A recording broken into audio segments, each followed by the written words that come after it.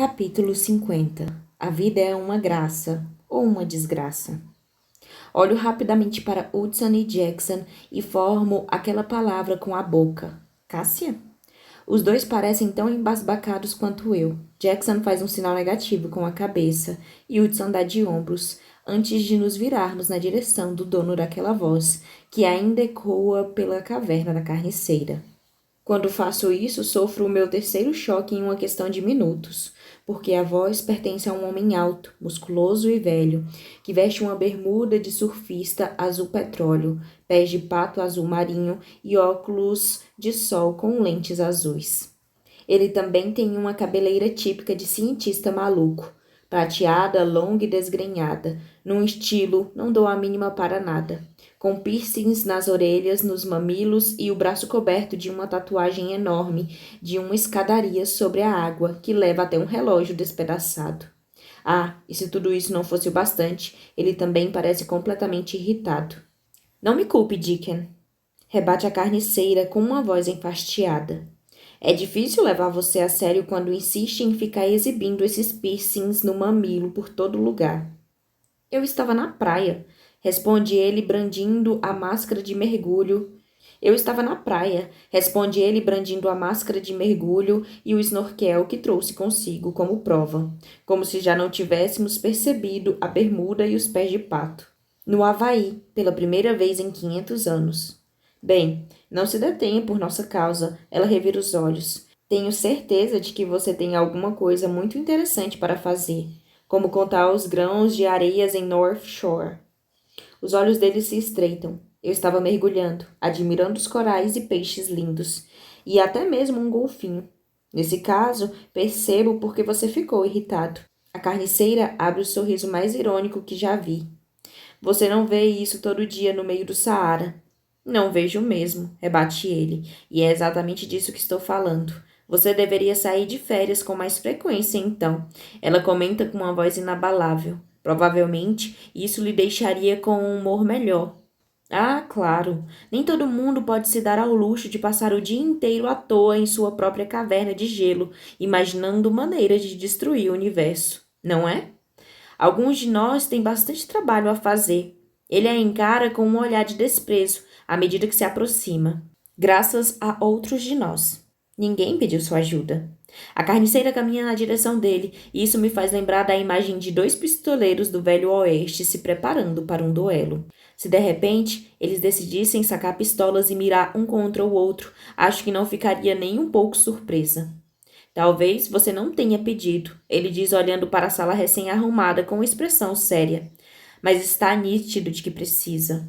Com isso, ele leva a mão ao bolso da bermuda de surfista azul petróleo. Eu me preparo, imaginando que ele vai puxar alguma arma.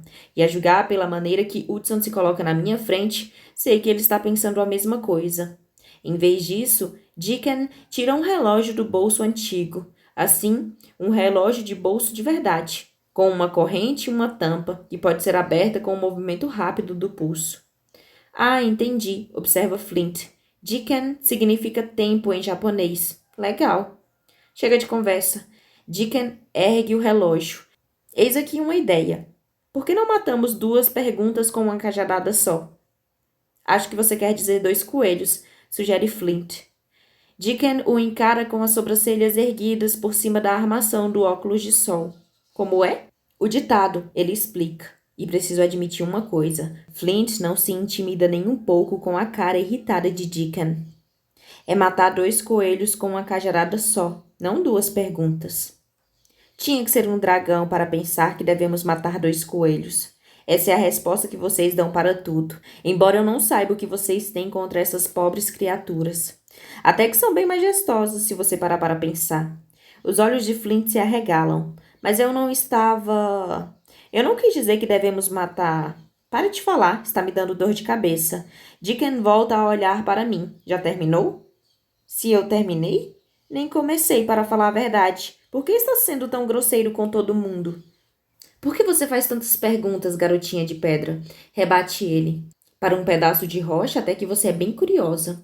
Um pedaço de rocha? Repete Jackson, parecendo bem injuriado por minha causa. Mas que porra é... Cala a boca, moleque gótico. Ninguém quer escutar sua voz e ninguém tem tempo para esses seus chiliques.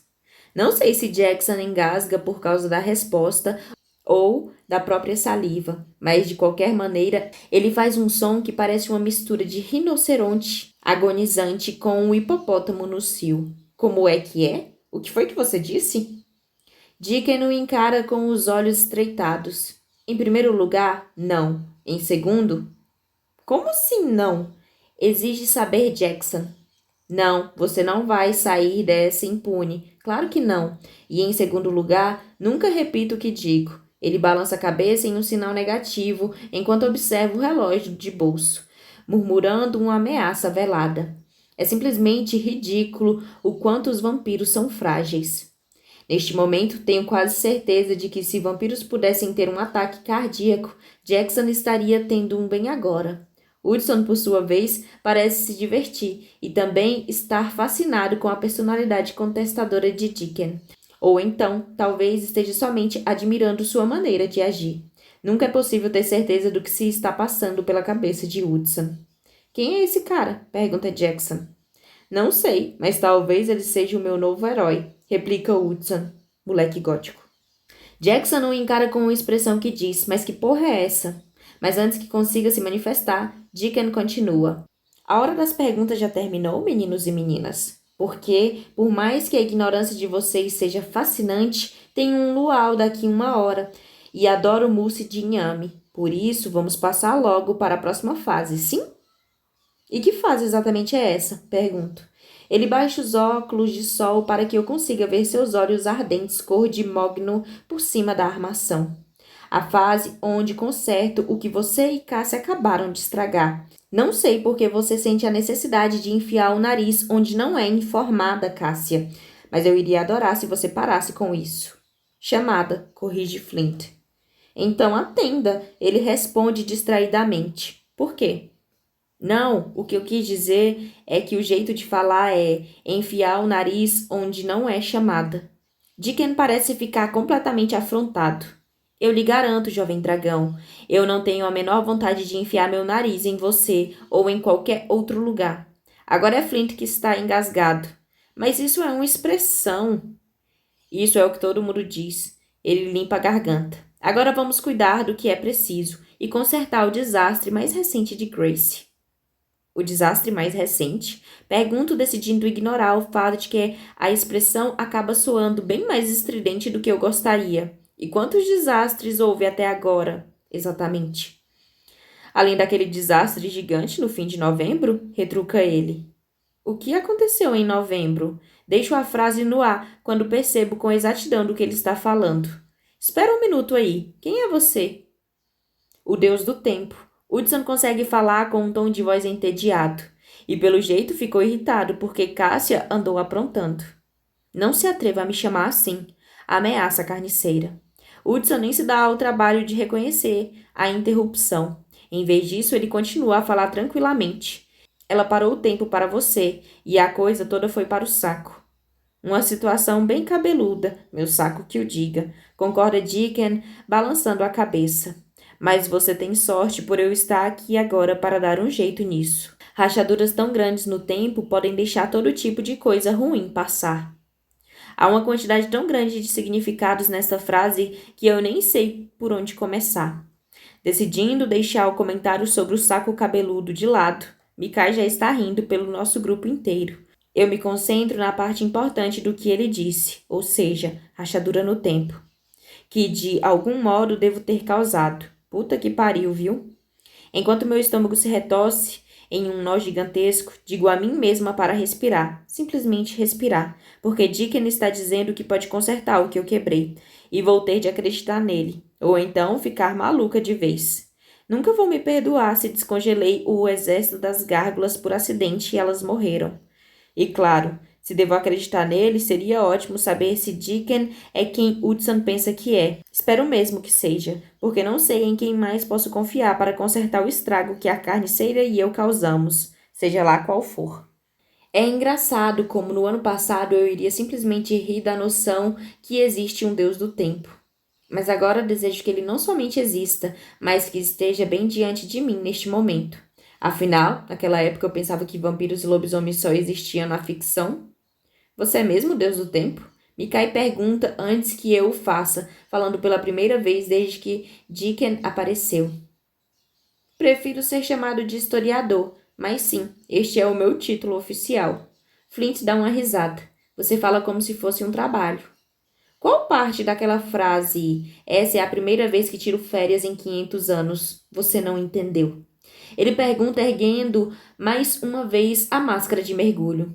Se passar o tempo inteiro trabalhando desde o início da existência não parece um trabalho, não sei o que é. E por falar nisso, Dickon larga a máscara de mergulho na mesa de centro da carniceira e aponta para o sofá. Sente-se aí e não me atrapalhe. Esse vai ser um trabalho delicado. O que você vai fazer?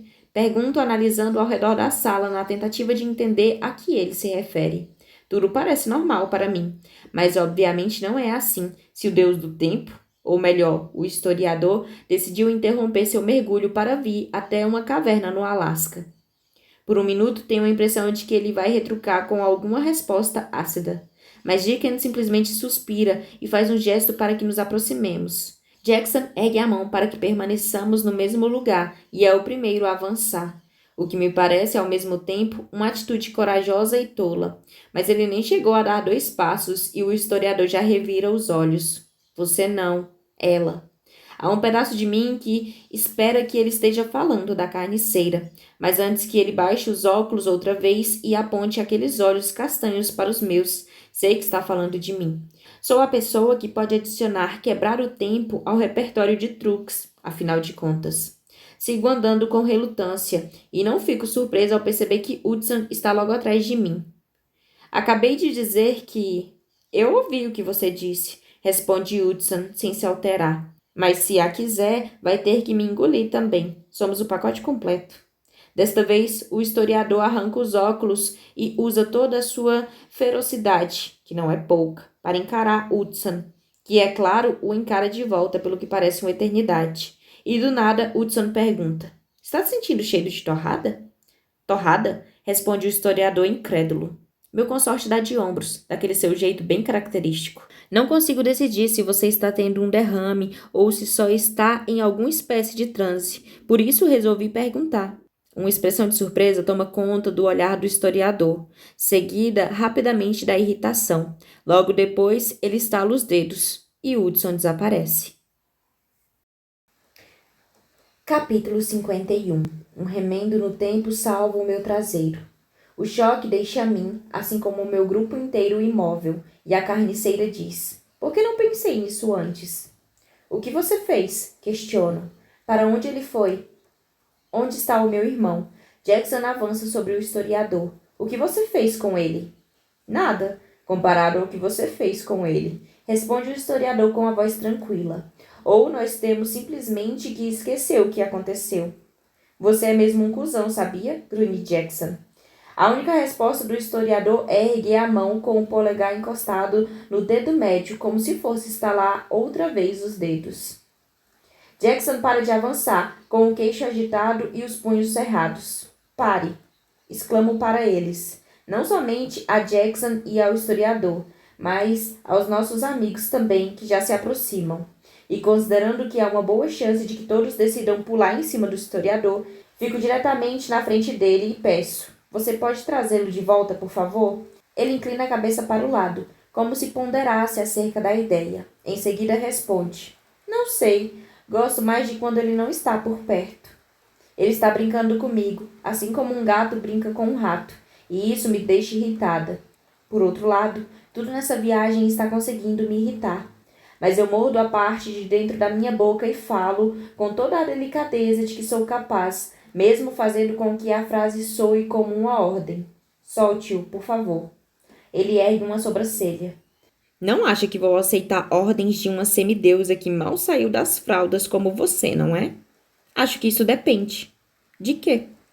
Respiro fundo e sufoco o medo e o pânico em algum lugar bem fundo dentro de mim. Depois de fazer uma prece para o universo e rogar que esteja fazendo a coisa certa, respondo: Depende de você querer realmente chegar a tempo para aquele luau. Em seguida, respiro fundo e seguro o meu cordão verde com toda a força que consigo. O som de algo se quebrando rasga a sala. Puta merda, murmura Flint logo atrás de mim. Grace, pare, avisa Macy também atrás de mim. Não faça isso. Mas continuo firme, sustentando o olhar do historiador e esperando que ele não perceba o quanto estou assustada ao segurar o meu cordão verde, o qual enche meu coração com energia, e sei muito bem que não tenho o menor controle sobre ela. Este poder me amedronta demais.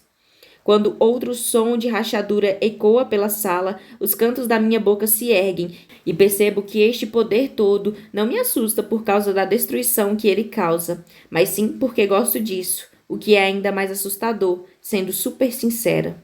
Por sorte, o olhar dele se fixa no meu sorriso crescente. Em seguida, o historiador estala os dedos e Hudson simplesmente reaparece. Ai, meu Deus! Solto o cordão em um instante. E quando faço isso, a caverna se aquieta. Nunca me senti tão grata em toda a minha vida por um luau. Hudson coloca o braço ao redor de mim e há a diferença das vezes em que ficou congelado e não percebeu de imediato o que havia acontecido. Desta vez, ele parece saber com exatidão o que o historiador fez. Estranhamente, não parece ter ficado muito incomodado com isso. Até estampa um sorriso enorme no rosto, inclusive. Aonde você... Começo a perguntar, mas ele me interrompe balançando a cabeça e pressionando os lábios na minha testa. Em seguida, segura na minha mão e contempla o historiador. Isso foi bem legal, meu chapa. Obrigado pelo passeio. Não era para ser um... Dickon para de falar, balançando a cabeça. Esqueça, vamos começar a trabalhar antes que sua namorada abra um buraco de minhoca. Eu posso fazer isso? Questiono horrorizada. Ela pode fazer isso? Hudson pergunta ao mesmo tempo, mas, no seu caso, parece simplesmente estar intrigado. E isso me deixa perplexa de várias maneiras. Não sei o que acontece com esse deus do tempo, mas Hudson está interessado demais no que ele pode fazer, em vez de se preocupar com o que ele pode fazer conosco. Só uma dose de humor baseada no tempo, replica o historiador, e isso nem é uma resposta. E, não, ela definitivamente não pode fazer isso. Então, o que foi que eu quebrei? Pergunto para mudar de assunto, aproximando-me dele, apesar daquela voz, que não é a de Alistair, no fundo da minha cabeça que grita para que eu me afaste o máximo que puder dele. E o que você vai fazer para consertar? Dickon circula pela sala agora, fitando o teto, que novamente está em perfeitas condições, ou pelo menos em condições tão perfeitas quanto o interior de uma caverna de gelo pode estar. E percebo que o historiador não vai responder. Mas depois de ir e voltar até o mesmo canto 4 vezes, ele me chama. Desta vez eu vou sozinha, olhando para Hudson com uma expressão que o avisa para ficar onde está. Desta vez eu vou sozinha, olhando para Hudson com uma expressão que o avisa para ficar onde ele está, quando ele tenta vir comigo. Não estou a fim de encarar mais uma competição para ver quem tem o maior pau aqui. Está vendo aquilo? Pergunta o historiador, apontando para a parte mais alta da caverna. Aperto os olhos, mas tudo que vejo é gelo e pedra. Não. Ele solta um suspiro de decepção. Bem, quem sabe da próxima vez? Ele para e fica me encarando. Não que eu ache que vai haver uma próxima vez. Em seguida, ele pega seu relógio de bolso outra vez. Espere, exclama examinando o teto com atenção. O que eu deveria ver? Preciso que ele me diga porque, se isso acontecer outra vez, vou saber se causei algum dano permanente ao futuro ou ao presente. Ou você consegue ver, ou não consegue. Ele explica dando de ombros, e se não conseguir, não há como ensiná-la a ver. Com isso, Dickon abre a tampa do relógio de bolso e empunha um aparelho. Ele é mais alto do que eu, algo que não é tão difícil de acontecer, e isso significa que não consigo enxergar o mostrador do relógio. Não consigo ver nada além de uma luz azul e estranha que parece emanar do mostrador do relógio. Ela mostra um círculo ao redor do historiador e depois um círculo ao nosso redor, ficando maior a cada minuto que ele mantém a tampa do relógio aberta. Depois, quando o círculo fica grande o suficiente, cercando a todos nós e também todo o espaço da sala, o historiador aproxima a mão do relógio e segura o que parece um punhado de luz. Ele joga aquela luz direto para o teto, bem no lugar que apontou para mim agora há pouco. Eu me encolho, esperando haver algum tipo de explosão ou coisa parecida. Tenho uma sensação de que tudo está prestes a explodir ultimamente. A única coisa que acontece é que a luz azul ilumina toda aquela parte do teto antes de se espalhar pelo restante da caverna. É só isso? Sussurra Macy. É assim que você conserta uma rachadura no tempo? Com uma luz? É um pouco mais complicado do que isso, responde o historiador. Ele estala os dedos e o maior par de agulhas de tricô que eu já vi aparece em sua mão. Ele estala os dedos outra vez e a música What a Time, de Julia Michaels e Neil Horan, começa a tocar por toda a caverna de gelo. Hudson e Macy estão juntos de mim agora, cada um de um lado. Olho para os dois para ver se eles sabem o que está acontecendo, pois o historiador definitivamente não parece o tipo de cara que curte música pop. Mas ambos parecem tão confusos quanto eu, em especial quando o refrão se repete no meio da música e o historiador começa a balançar a cabeça no mesmo ritmo, cantando a letra com os olhos fechados, enquanto tricota uma peça invisível em pleno ar a uma velocidade estonteante. Todo mundo está conseguindo ver isso? Indaga Flint pelo canto da boca. Ou o Tilenol que andei tomando está me causando alucinações. Tilenol não causa alucinações, bufa Eden. Então é de verdade mesmo. Flint parece embasbacado. É alguma coisa, comenta Mikai. O historiador escolhe este momento para abrir os olhos e percebe que estamos todos olhando para ele.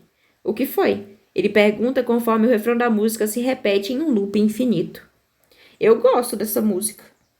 E para provar, ele fecha os olhos outra vez e volta a balançar a cabeça no ritmo do refrão, que se repete sem parar.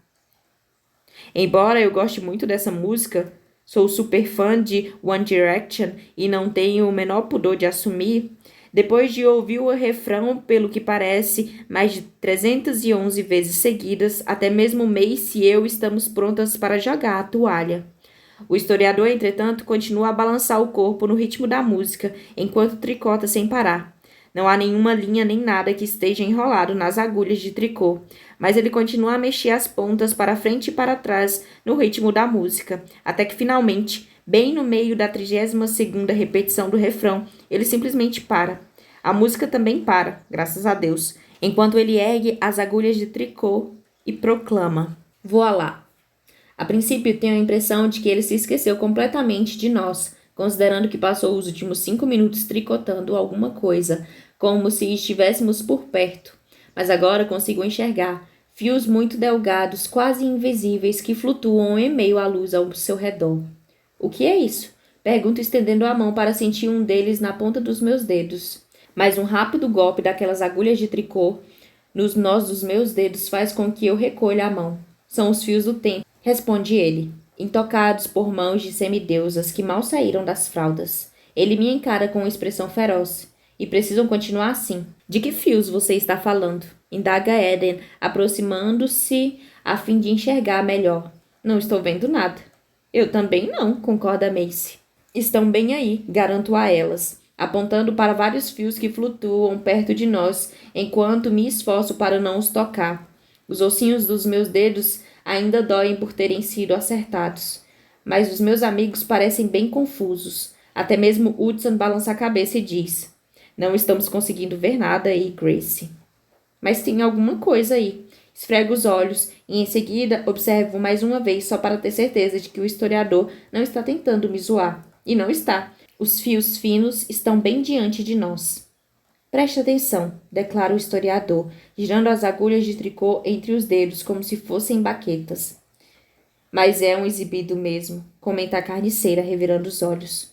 Ele bufa pelo nariz. Olhe quem está falando. Em seguida, se aproxima com uma das agulhas, prende um dos longos feixes de fios com um gancho que há na ponta e o ergue, girando-o ao redor da cabeça. Ele gira o feixe sem parar e em seguida o solta. No instante em que faz isso, os fios voam e se espalham por toda parte, pela sala, pelo teto, pelas paredes e de um jeito apavorante sobre os meus amigos e em mim. Fico esperando que se fechem à nossa volta e que talvez até nos liguem uns aos outros. Mas o que acontece é bem mais bizarro. Os fios passam através de nós. Sinto-os por baixo da pele, atravessando os meus músculos e o sangue, as veias e os ossos. Não machuca, mas a sensação é muito estranha, como se 1 milhão de libélulas entrassem e saíssem de mim por todos os lados. Mas ao espiar para Hudson, a fim de saber se ele está bem, para ver se os fios o machucam, percebo que ele está simplesmente parado, como se não fizesse a menor ideia da situação. O mesmo acontece com Mace, e também com Jackson, Flint e os demais. Nenhum deles percebe que o historiador acabou de empurrar essas coisas, seja o que forem, através de nós. Segundos depois, a sensação estranha de zumbido cessa dentro de mim. Aflita, investigo ao redor, à procura de entender o que aconteceu, e percebo que os fios nos atravessaram por inteiro. Vejo todos eles através de Mace e Hudson agora, delgados e delicados como sempre, conforme continuam a se espalhar pela sala, atravessando tudo em seu caminho. Estou impressionado, anuncia o historiador. Não sabia que você seria capaz de enxergá-los. Mas ao que parece, você não é uma farsa. Como assim? Questiono. E por que os outros não conseguem ver os fios? Que fios? Pergunta Flint, e mais uma vez demonstra aquela voz irritada, o que é bem normal nos últimos tempos. O historiador simplesmente revira os olhos. Isso é uma característica reservada aos deuses. Ele me informa, como se isso explicasse tudo. Antes que eu consiga fazer mais alguma pergunta, ele gira mais uma vez as agulhas de tricô, como se fossem baquetas. Elas desaparecem no meio do giro. Afinal, não podia ser diferente. Nem penso mais nesse cara como um rato de praia. Estou começando a achar que o historiador está mais para o roqueiro frustrado. E agora? Pergunto. Ainda não vi nada acontecer naquele canto do teto da caverna para o qual ele estava olhando agora há pouco. Agora? Ele ergue as 2 sobrancelhas. Esperamos. Esperamos? Pergunta Jackson. Esperamos o quê? O historiador sorri, e o seu sorriso é mais assustador do que quando ele ficava com aquela expressão séria. Você vai ver. Capítulo 52. Eu e o Big Ben. Não sei o significado desse "você vai ver" que o historiador menciona, mas não me parece muito bom, em particular quando ele continua. Neste meio tempo, Grace, precisamos conversar. Conversar? Repito, sentindo o nervosismo agir no meu estômago, que já não está muito bom. Sobre o quê? Seu poder recém-descoberto. Você não pode sair por aí e usá-lo à esquerda e à direita, como se... À esquerda e à direita? Indago com a impressão de que deixei algo passar. O que uma coisa tem a ver com a outra?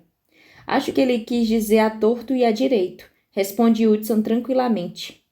Está bem, mas ainda assim não faz sentido. Eu faço um gesto negativo com a cabeça. Não fui eu que parei o tempo no mundo inteiro. Aponto para a carniceira. Foi ela.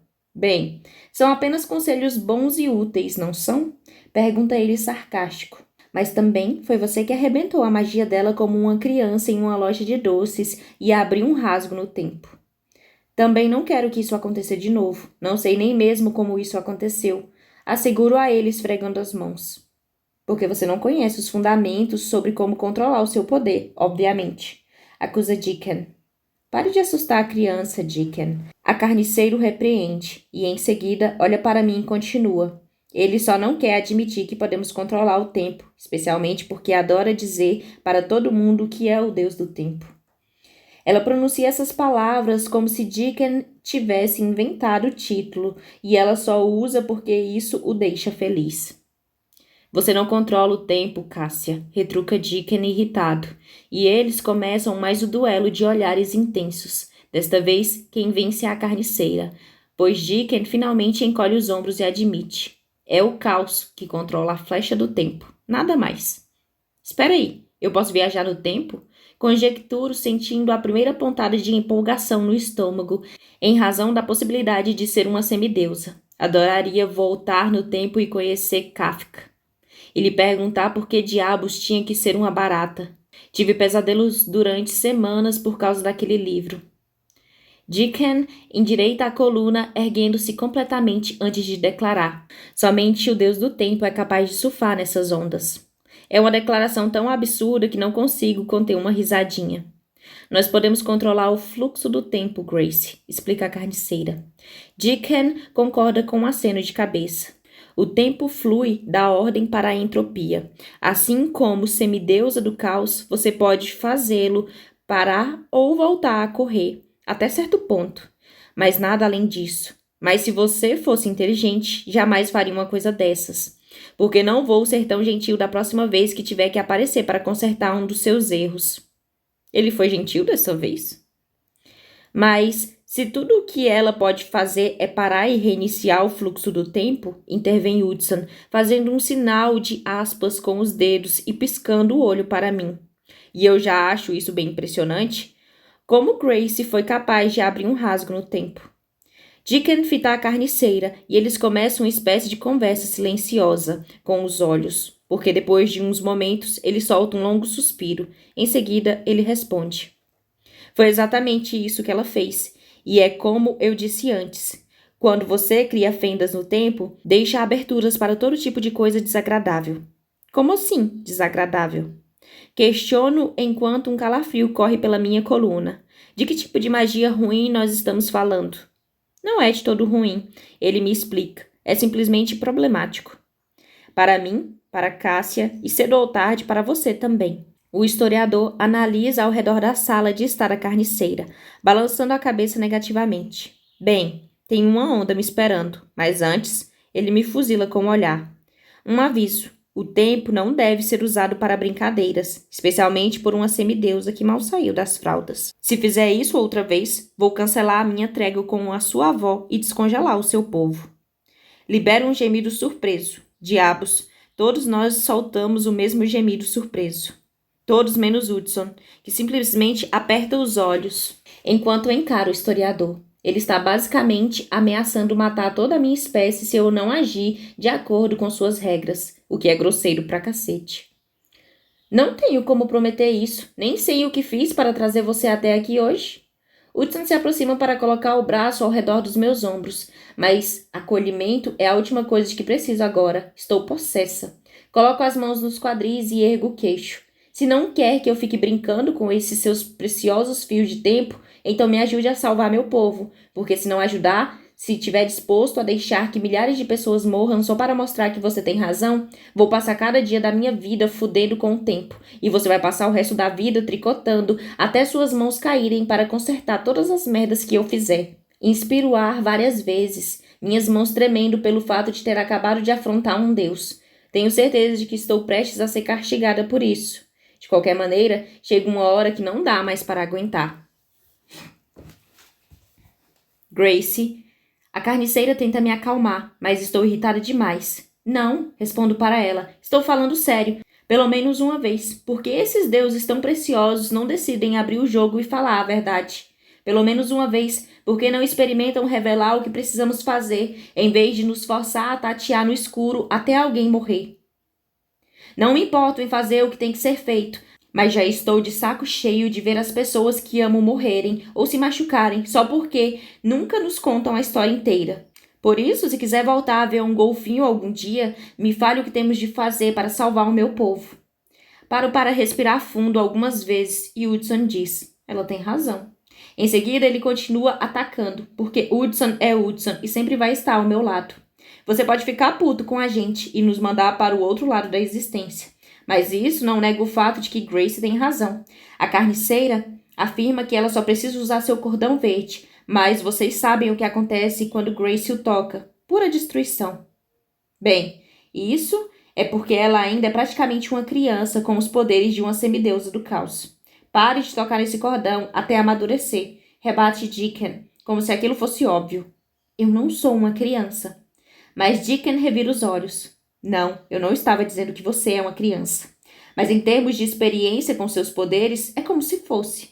Só não sei como isso é possível. Ele olha para a carniceira. Foi você quem fez isso? Impediu que a divindade dela florescesse? A pergunta de Deacon transforma a minha raiva em gelo e eu me viro lentamente para encará-la. Você fez alguma coisa comigo? A carniceira faz um sinal negativo com a cabeça. Não fui eu, criança.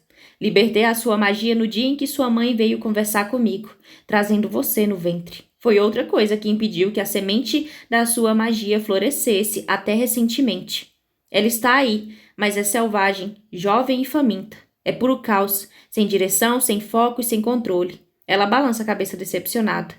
Vai crescer se você lhe der tempo, mas, infelizmente, está nítido que você ainda não tem a força necessária para remover o veneno do exército com ela. Minha vontade de brigar desaparece com a mesma rapidez com que surgiu. Estava tão ocupada sentindo medo do que poderia acontecer se tocasse o meu cordão verde que nem cheguei a considerar que talvez nada acontecesse. Mas Hudson não se convence. Você considera fraco o que Grace fez com essa caverna? Puta merda, Deacon. Acabou de dizer que ela abriu um rasgo no tempo em si, e você acha que ela precisa ser mais forte? Isso não é nenhuma fração do que Grace seria capaz de fazer algum dia, responde a carniceira com um orgulho evidente na voz. Mas ela precisa aprender a andar antes de correr. Bem, há uma maneira de... Começa Deacon, mas a carniceira o interrompe. Não. Mais uma vez, uma espécie de conversa silenciosa acontece entre o historiador e a carniceira, que termina com a carniceira fazendo um sinal negativo bem enfático com a cabeça e o historiador dando de ombros. Isso me deixa irritado outra vez e esbravejo com a carniceira. Você não vai deixar que ele me diga como posso salvar o meu povo? O povo do seu consorte? Você não vai conseguir, Grace. Não desse jeito. Você ainda não tem poder suficiente. Do jeito que ela fala, parece até que se importa com o que vem acontecer comigo. Mas não me importo. Há milhares de gárgulas congeladas no tempo. Gárgulas que nunca vão envelhecer, que nunca vão ter filhos, que nunca vão viver de verdade, a menos que alguém as salve. Talvez eu não ache que estou pronta para ser a rainha deste exército, mas sou tudo que eles têm. E quero só ver se não vou morrer tentando libertá-las. Obrigada por me subestimar, vovó. Eu alongo a palavra com um sorriso irônico, do mesmo jeito que Cyrus agiu com ela há tantos anos. Acho que consegui tocar em um ponto sensível, porque ela me contempla por um instante, com um sentimento de vergonha naqueles olhos verdes e brilhantes. Em seguida, ela se vira para Deacon. Diga a ela. Ele cruza os braços diante do peito. Existe uma coisa que pode derrotar essa arma capaz de matar deuses. Um antídoto para todos os venenos, chamados de lágrimas de Hélios. Deacon faz um gesto negativo com a cabeça, mas Cássia tem razão. O único que conheci durante todo este tempo é impossível de ser alcançado. O que ele faz? Pergunta Eden. Como podemos usá-lo? E onde o encontramos? Emenda Flint. Ele recupera a vida quando você o bebe, responde o historiador. Se quiser salvar o seu exército, basta despejá-lo nos seus cordões que a ligam às gárgulas. Agora, o lugar onde você pode encontrá-lo? Rua Augustine, na Flórida, é claro. Na Flórida? Pergunto incrédula. A chave para derrotar o veneno mais poderoso do mundo está na Flórida? Onde mais você esperava que fosse? O historiador responde. No Monte Olimpo? Falando desse jeito, a Flórida parece um lugar tão bom quanto qualquer outro. Ele se levanta e examina o teto da caverna até se dar por satisfeito. Está tudo consertado. E ainda tenho 10 minutos até o meu luau começar. O intervalo de tempo foi perfeito, como sempre. Espera aí, é só isso? Insiste Macy, sem conseguir acreditar. Isso é tudo que você vai nos dizer? Que precisamos ir para Rua Augustine, na Flórida? Bem, isso, e também que devem tomar cuidado. O que vocês precisam não é para mãos humanas ou de bebês. Digo, semideusas inexperientes. Ele é guardado por uma criatura antiga e poderosa, que não conhece nada além da morte. Afinal, o que é melhor para proteger a vida do que a sua antítese? Não é possível negociar com ela, e ela não pode ser derrotada. Vai ser moleza, comenta Hudson sem se abalar. Se fosse fácil, qualquer um poderia fazer isso. O historiador garante a ele. E com certeza isso faz sentido. Agora, se me dão licença, tenho que ir assar um leitão. Antes que eu consiga pensar em mais alguma coisa para dizer, ele vai até a abertura que criou em pleno ar e puxa um dos fios delgados. E assim, tudo escurece. Capítulo 53. Vamos gastar até cair no chão. Onde estamos? Pergunta Macy quando a escuridão desaparece, tão rapidamente quanto surgiu, revelando que todos nós somos transportados para um lugar diferente. Não sei, responde Eden olhando ao redor para as fileiras de prédios abaixo e para a rua calçada com paralelepípedos. Mas este lugar é legal. O que é de tão legal em um bando de casas velhas? Zombou Flint. Mas observa ao redor, assim como todos nós, admirando toda a paisagem. Por sorte, ainda está escuro, ou quase. Há somente um indício de sol no horizonte. Isso significa que Hudson não vai ter problema se ficar ao ar livre por aqui, pelo menos por determinado tempo. E isso é ótimo, pois ainda não faço a menor ideia de onde estamos. A única coisa que sei é que Flint tem razão. Estamos cercados por um monte de prédios antigos. O céu se tinge com um roxo escuro, de um escapado azul da alvorada, mas a área à nossa volta é limitada por postes de iluminação a gás, um pouco esquisitos. Estamos em um passadiço estreito, com piso de pedra em prédios antigos, com varandas de madeira decorados com luzes. Cada piso de cada prédio exibe uma placa diante de si, e aí percebo que estamos em um mercado antigo. À nossa volta, vemos uma loja de chocolates, uma de antiguidades, uma chapelaria e uma livraria especializada em volumes raros, que me deixa babando. Mais adiante na rua, há um restaurante, um pub fofinho em estilo antigo e uma loja de brinquedos. Todas as lojas estão escuras no momento, já que ainda é muito cedo. Mas em outra época, quando a vida de centenas de alunos de Katmai e toda a minha espécie não estivesse correndo o risco de morrer, eu adoraria voltar aqui e andar por todo este mercado. Por enquanto, vou me contentar em descobrir onde estamos. Quando digo isso aos meus amigos, Macy responde apontando para uma placa nas proximidades. Estamos na Rua Augustine, na Flórida. Foi isso que ele fez com a gente? Pergunto a Hudson enquanto consultamos um mapa no fim daquela ruela. Foi isso que ele fez com você? Pergunto a Hudson enquanto consultamos um mapa no fim da ruela. Estalou os dedos e o mandou para um lugar diferente, como este aqui? Lugar diferente, época diferente. Foi impressionante, de verdade. Então foi por isso que você não estava irritado quando voltou. Faça um gesto negativo com a cabeça. Você parecia estar impressionado, mas eu não consegui descobrir por que ele fez você sumir daquela caverna. Não sumi de verdade, ele só me mandou para uma ilha deserta minúscula em algum lugar, logo antes de o sol nascer. Quando os meus olhos se arregalaram, ele ri. Foi uma ameaça implícita, mas estava bem ali. Então, agora sabemos que estamos na Rua Augustine. O que temos que fazer? Indaga Macy apontando para o alto do mapa que diz Lojas Históricas da Cidade Velha de Rua Augustine. Descobrir onde fica a loja da magia antiga e poderosa? Sugere Flint em tom de brincadeira. Sem falar no fato de que logo vai amanhecer, completo, mirando o céu. Hudson precisa sair daqui antes que o dia clareie. O que Hudson precisa fazer é parar de beber o seu sangue para podermos fazer o que é preciso, resmunga Eden. Abaixo a cabeça, sentindo as bochechas arderem. Bem, ela provavelmente tem razão. Mas levar uma bronca dessa na frente de todo mundo é super constrangedor. O fato de apenas os vampiros que se alimentam de sangue humano não poderem sair sob a luz do sol por alguns dias é uma das coisas mais inconvenientes do mundo. E não estamos falando de camisas de manga longa e gola rolê. Hudson precisa de um traje totalmente vedado e eu preciso de um buraco bem fundo para me esconder. Hudson passa o braço ao redor da minha cintura e me puxa para junto de si. O que nós precisamos é parar de sermos jogados de um lado para o outro por deuses que ficam se divertindo com o nosso sofrimento. Rebate ele com um sotaque britânico bem marcado. Sim, mas como isso não vai acontecer tão cedo, concordo com Eden, responde Jackson. Pare de usar esse seu banco de sangue particular, pelo menos por enquanto. Ah, eu sabia que você ia dizer isso, provoca Flint.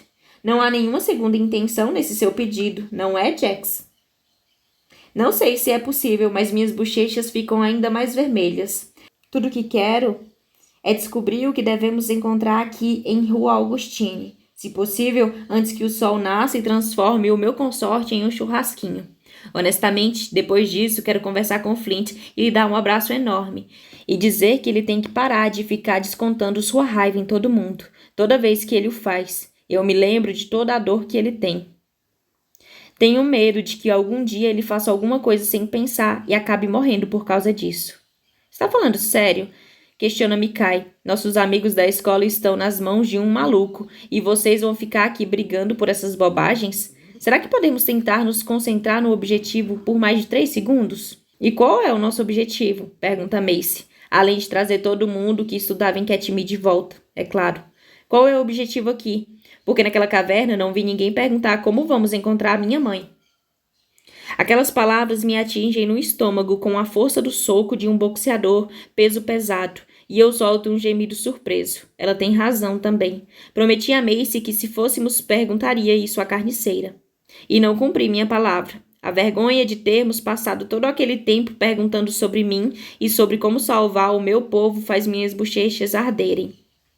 Se encontrarmos uma cura para o exército, eles vão nos ajudar a salvar todo mundo, responde Hudson. Não podemos vencer o meu pai sozinhos. Em particular, agora que sabemos que, enquanto o exército estiver congelado, ele é imortal também. Levanto a mão para mostrar uma coisa. Essa coroa só funciona com o exército, e nós sabemos que Cyrus morre de medo dela. Por isso? Então vamos descobrir como podemos encontrar essas lágrimas de Helios para salvar todo mundo, incluindo os pais de Macy. Intervém Jackson, me fitando com expressão arrependida. Provavelmente é algum pingente mágico de safira ou coisa do tipo, que fica pendurado ao redor de alguma máquina insana de matar? Emenda me cai com um sorriso, como se encarar um monstro enfeitado com joias fosse divertido. Nesse caso, então vamos encontrar o esconderijo do monstro e mergulhar de cabeça. Continua Flint, com um meio sorriso que se abre em seu rosto e me faz lembrar, pelo menos por um segundo, do meu velho amigo. Bem, não acho que Deacon teria todo o trabalho de nos mandar até aqui só para nos forçar a viajar por uma distância maior. Comenta Hudson, observando a fachada da loja bem à frente do ponto onde o Deus do Tempo nos enviou. E isso significa o quê, exatamente? Pergunta Eden. Ela se vira para observar o que Hudson está olhando e conclui. Ah, você não pode estar falando sério. Quando percebo que ela está olhando, tenho de admitir que concordo totalmente com Eden. Uma loja de caramelos? Eu pergunto. O lugar que abriga a magia de um dos deuses mais poderosos e antigos do mundo é uma loja de caramelos? Capítulo 54. Melando a cara com o caramelo. Enquanto saio de trás de Jackson para dar uma olhada melhor na loja de doces, não consigo deixar de achar que Hudson talvez tenha razão. As vidraças estão cobertas de pôsteres com várias ilustrações de monstros, com uma placa de madeira acima da vitrine que proclama orgulhosamente o nome da loja, Caramelos do Monstro. O dono deste lugar acredita na publicidade honesta, ou em usar criaturas para fazer doces, comenta Mikai. Estou só dizendo que, se tiver um caldeirão de caramelo do tamanho de um dragão, vou cair fora daqui, comenta Flint.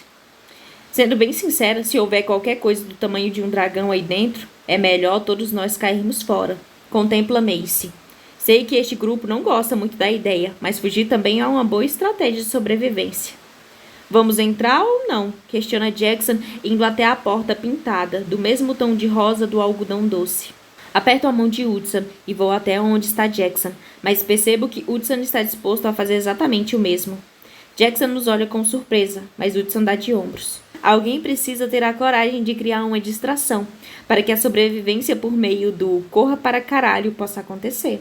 Todos soltam risadinhas ante tais palavras, até mesmo Flint, que era exatamente o que Hudson queria que fizessem. A tensão de um momento atrás começa a se desfazer. É só mais uma das razões pelas quais eu o amo tanto. No fim das contas, sou eu quem abre a porta, e sou a primeira a entrar no que se parece muito com um conto de fada dos irmãos Green. As 4 paredes da loja são um mural gigante que retrata um céu preto e estrelado, com vista para dúzias de árvores brancas e desfolhadas. Sei que é impossível uma árvore dar a impressão de que está sentindo dor, que é impossível para uma árvore sofrer. Em especial, uma árvore pintada. Mas tem alguma coisa nessas árvores que parecem gritar em agonia. Estão encurvadas, retorcidas e encarquilhadas. Sua própria existência é um testamento ao lado mais sombrio daquele conto de fadas. E o tema arbóreo não para por aí. Estátuas de árvores em tamanho natural, todas retorcidas, deformadas e tristonhas, estão espalhadas pela loja. Há globos de plástico transparentes pendurados nos galhos, cheios de caramelo e todas as cores inimagináveis. Não acho que minha imaginação esteja correndo solta quando digo que parecem maçãs envenenadas. Tanto que não consigo deixar de olhar ao redor, à procura de um espelho mágico na parede. E nem preciso procurar por muito tempo. Há um espelho bem grande e ornamentado na parede, no fundo da loja. Logo à sua frente está um cálice dourado com os mesmos ornamentos, cravejado de diamantes e que repousa em um pedestal de pedra, perto do caixa. E no caixa está uma das mulheres mais espetaculares que já vi. Ela é bem alta, bem mais alta do que Hudson, inclusive, com uma pele pálida, olhos cor de violeta e um cabelo preto e liso que chega quase a tocar o chão. Tem uma silhueta curvilínea e delineada por calças pretas com um colete da mesma cor e calça-botas de couro preto que lhe sobem até as coxas, envoltas por correntes e penduricalhos prateados. Ela tem também 5 ou 6 correntes ao redor do pescoço e o dobro disso em anéis nos dedos. E todos eles têm algum tipo de símbolo mágico. Suas unhas são longas e pontiagudas, com o mesmo tom de vermelho dos seus lábios. Em outras palavras, ela é uma bruxa má, mas sexy, que já caminhou pela face da terra. É uma imagem que meus amigos e o meu consorte definitivamente não deixam passar, considerando que Jackson, Hudson, Macy e Eden contemplam esta mulher como se ela fosse uma fantasia transformada em realidade, enquanto Micah e Flint ficam completamente aterrorizados. Estou em algum lugar entre os dois extremos, assustada, mas ao mesmo tempo intrigada. De modo que, quando sinto algo inexorável me atrair para o balcão, nem me preocupo em tentar resistir. Afinal de contas, nós viemos mesmo até aqui em busca de conversar com ela. Mas basta eu dar 2 ou 3 passos para que Macy estenda o braço e segure meu cotovelo. Não. Ela ordena na voz mais ríspida que já ouvi. O que houve? Pergunto tentando entender por que ela está tão agitada. Você precisa esperar até que ela a convide para falar. Minhas sobrancelhas se erguem em um movimento brusco. É algum tipo de protocolo das bruxas que não conheço? Ela não é uma bruxa, sussurra Macy. Tem razão, não é mesmo, concorda Eden. E também não é humana. Consigo até mesmo sentir o cheiro da magia nela, mas não consigo saber que tipo de paranormal ela é. Então, como você sabe que não posso me aproximar dela primeiro? Questiono. Isto aqui é uma loja, não é? Bom senso? Pergunta Hudson com tranquilidade. Não é preciso ser um gênio para perceber que ela é capaz de devorar todos nós durante a rotina do chá e ainda ter espaço para o jantar. Tenho um palpite bem forte sobre o motivo pelo qual esta loja se chama Caramelos do Monstro. Talvez ele não estivesse tão encantado por ela quanto pensei. Macy pigarreia com impaciência e concentro minha atenção nela. Porque é o que esta placa diz? Ela aponta para uma placa preta em que está escrito Regras, pendurada bem ao lado do espelho. Ao ler os dizeres, a primeira regra é a seguinte: espere até ser chamado para vir ao balcão, sem exceções. Tudo bem, então. Acho que vamos ter que esperar, mesmo sendo as únicas pessoas aqui. Recuo para junto dos outros, ficando em cima do X preto, perto da porta, onde esperamos e continuamos a esperar. Minutos preciosos transcorrem. O amanhecer começa a atingir o céu com seus tons de laranja, vermelho e amarelo. Há um pedaço de mim que entra em pânico. Hudson não pode ficar sob a luz do sol até que meu sangue tenha sido totalmente metabolizado do seu organismo. A única esperança é que, quando terminarmos, Macy possa abrir um portal para nos tirar daqui. Vários outros minutos se passam enquanto esperamos que ela tire os olhos das palavras cruzadas em curso. Mas depois de ter olhado para nós quando entramos na loja, aquela mulher não ergueu os olhos uma única vez. Que diabos está acontecendo aqui? Sussurro inaudivelmente para Macy, enquanto Hudson fica inquieto ao meu lado. Minha prima dá de ombros, mas não parece ter a menor pressa de incomodar a mulher. Nem qualquer outra pessoa do nosso grupo, com exceção de Flint e Jackson, talvez. Eles parecem simplesmente impacientes, mas estou assustada demais para mandar algum deles até o balcão para perguntar. Afinal, sendo bem sincera, os dois são do tipo que exigem respostas em vez de só fazer perguntas. E é provável que isso faça com que sejam devorados. Pelo jeito, sobrou para mim. Puta que pariu, viu? Depois de passar alguns segundos olhando para ela com cara de poucos amigos e de perceber que isso não funciona, por fim, decido tomar atitude e limpo a garganta. Ela nem pisca os olhos. Pigarreio de novo, um pouco mais alto desta vez. Mais uma vez, nada acontece. Gracie. Macy começa a dizer, mas eu a interrompo. A minha paciência tem limites. Desculpe, mas... Fora. Ela pronuncia a palavra sem qualquer inflexão. Como é? A mulher nem se incomoda em erguer os olhos da revista de palavras cruzadas quando responde. Você ouviu o que eu disse, agora saia. Mas nós precisamos... Paro de falar quando a mão dela se ergue e acerta um tapa no pôster das regras. Uma das unhas vermelhas aponta diretamente para a regra número 2. Reservamo-nos o direito de recusar atendimento a qualquer pessoa por qualquer motivo. O fato de ela fazer isso enquanto preenche uma das respostas nas suas palavras cruzadas deixa a situação ainda mais impressionante. Ou talvez ela só tenha feito isso tantas vezes antes que o motivo ficou assimilado em sua memória muscular a essa altura. De qualquer maneira, não estou disposta a ir a lugar algum até conseguir pelo menos falar com alguém. Limpo a garganta mais uma vez. Olhe, me desculpe mesmo, mas... Você já disse isso. E solta um bocejo enorme, sem nem se incomodar em cobrir a boca. É uma atitude que conheço bem e olho para Hudson com cara feia. Ele finge que não faz ideia do motivo pelo qual fiquei tão irritada. Mas aquele sorrisinho que se forma nos cantos da boca da mulher expressa tudo. Aparentemente, há algum manual de instruções por aí chamado Como Ser um Paranormal Babaca. E tanto ela quanto meu consorte já o leram. Mesmo assim, por baixo de toda sua fachada, Hudson é uma pessoa realmente incrível. Talvez ela seja também. Pensar naquilo aumenta a minha ousadia. Além dos meses que passei em confronto com Hudson quando ele agia como o pior dos cuzões. E decido ser a hora de atacar. Além disso, já fui ameaçada uma vez hoje. Por um Deus que acabou de me castigar, seria uma opção razoável. Depois daquilo, qualquer outra ameaça não parece ter muita importância. Depois de respirar fundo e abrir meu sorriso mais doce e menos ameaçador, atravesso o piso do concreto envernizado e não paro até me posicionar bem diante da caixa registradora.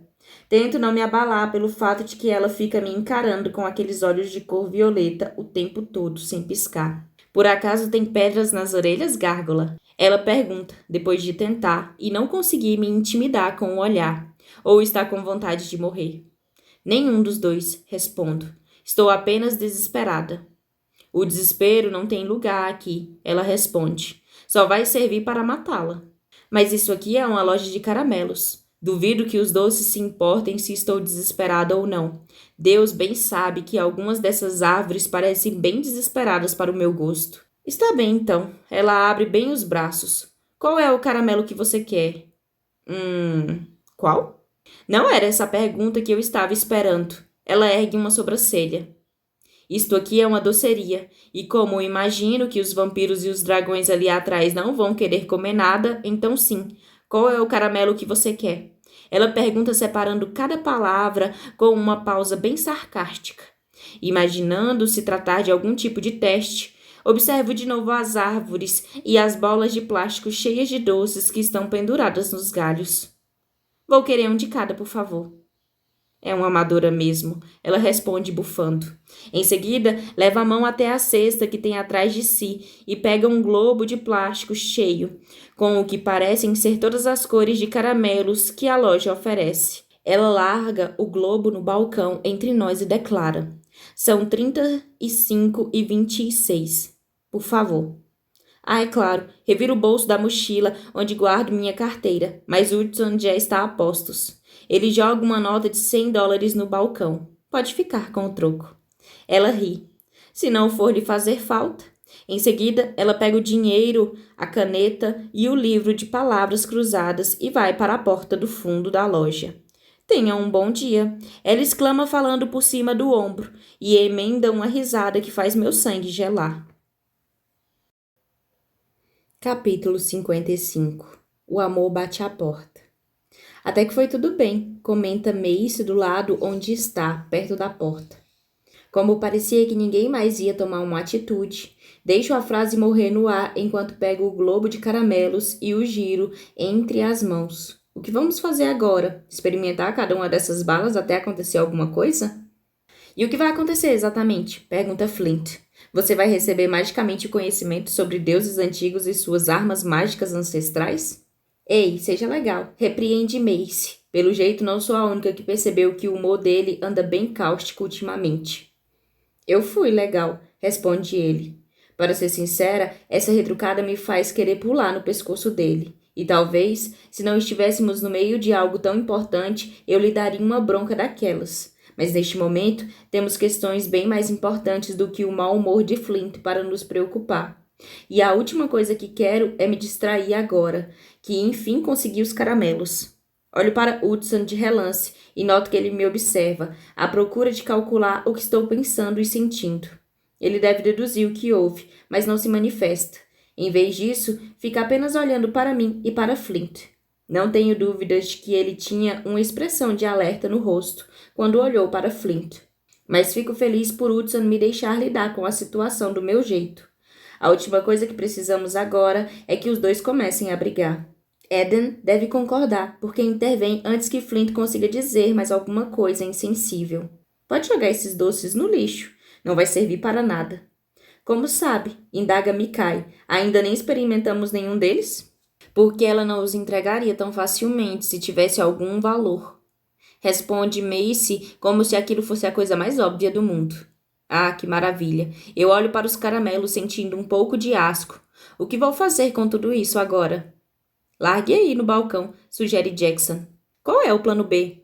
Ou já estamos no plano G? Pergunta Eden fitando o celular e apoiando uma das botas pretas na beirada de uma prateleira. Já são quase 7 da manhã. Eu sei, falo para ela. Pode acreditar quando digo que sei. Mas precisamos desse antídoto para libertar o exército das gárgulas e... Ah, o exército das gárgulas que se foda, retruca Flint. Desculpa, mas eles estão aprisionados em pedra há 1000 anos. Uns 2 dias a mais não vão fazer mal. Não, mas sair à caça de Cyrus sem reforços vai. Faça um gesto negativo com a cabeça. Sei que essa situação é um saco. Sei que você quer ir até a corte vampírica. Todos nós queremos. Mas já lutamos contra Cyrus antes e as coisas não deram muito certo. Precisamos de reforços para ter alguma chance. Se conseguirmos entrar lá e libertar os alunos e professores de Katmai sem ele descobrir, temos uma quantidade enorme de reforços para nos ajudar a sair da corte.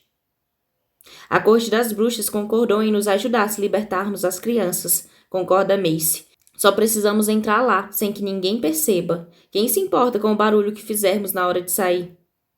E se nos pegarem? Arrisca Jackson. Quem vai resgatar os alunos? Quem vai nos resgatar? Macy solta um ruído do fundo da garganta. Você não pode ficar dizendo isso toda vez que damos alguma ideia. É claro que podemos, rebate Hudson. Seu ombro está apoiado em uma daquelas paredes pretas sinistras, mas a intensidade no olhar vai muito além da pose casual. Vocês nunca viveram com Cyrus, nunca o viram em ação de verdade, e com certeza nunca o enfrentaram diretamente. Por isso, podemos continuar usando o argumento de que, se tentarmos atacar a corte sozinhos, vamos levar uma bela surra. Falo por experiência própria. E eu também, emenda Jackson.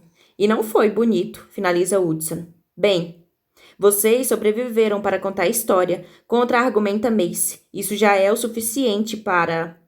Alguns de nós sobreviveram, retruca Flint contrariado. A parte que você vive esquecendo é que alguns de nós não conseguiram e estou pronto para dar o troco em Cyrus com juros.